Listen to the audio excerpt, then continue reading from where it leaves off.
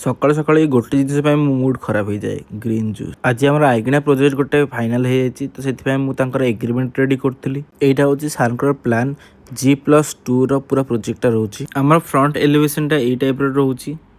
ଦେନ୍ ଏଇଟା right cider ଏଲିଭେସନ। ଏଇଟା corner plot ଯେହେତୁ ୟାର ଦି ପଟ ସାଇଡ୍ରେ ଆମେ ବାଲକୋନି ଦେବାକୁ ଟ୍ରାଏ କରୁଛୁ। ଲେଫ୍ଟ ସାଇଡ୍ ଭ୍ୟୁ ଏଇ ଟାଇପ୍ର ରହୁଛି। ଯଦି ଆପଣଙ୍କୁ ହୋମ୍ ରିଲେଟେଡ୍ କିଛି ବି ଇନକ୍ୱାରି ଥିବ ତେବେ ଆପଣ ଏଇ ନମ୍ବରରେ କଣ୍ଟାକ୍ଟ କରିପାରିବେ। ନେକ୍ସଟ ମାମା ଆଉ ଦିଦି କହିଲେ ଟିକେ ପୁରୀ ଯିବା ପାଇଁ, ତ ଆମେ ପୁରୀରୁ ବାହାରି ଗଲୁ। ସେମିତି କିଛି ତ ପ୍ଲାନ୍ ନଥିଲା, ସଡନ୍ ପ୍ଲାନ୍ କରିକି ଆମେ ପୁରୀ ବାହାରି ଗଲୁ। ମୋ ମା ଆଉ ପିଇସି ଏଠି ହେଭି ବାର୍ଗେନିଂ ଚଲେଇଛନ୍ତି ପଇଡ଼ବାଲା ସାଙ୍ଗରେ।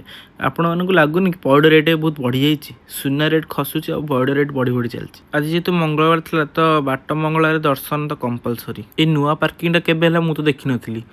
ଆଉ ଏଠୁ ମାଗଣାରେ ଗାଡ଼ି ମିଳିଯାଉଛି, ସିଧା ପଶ୍ଚିମ ଦ୍ୱାର ଘରେ ଛାଡ଼ୁଛି। ଦର୍ଶନ ଭଲରେ ହେଇଗଲା। ଦେଖ ପତିତପାବନ ବାନା କେତେ ସୁନ୍ଦର ଦେଖାଯାଉଥିଲା। ଆଜି ପାଇଁ ଏତିକି, କାଲି ଦେଖାହେବା। Bye bye, tata, good night.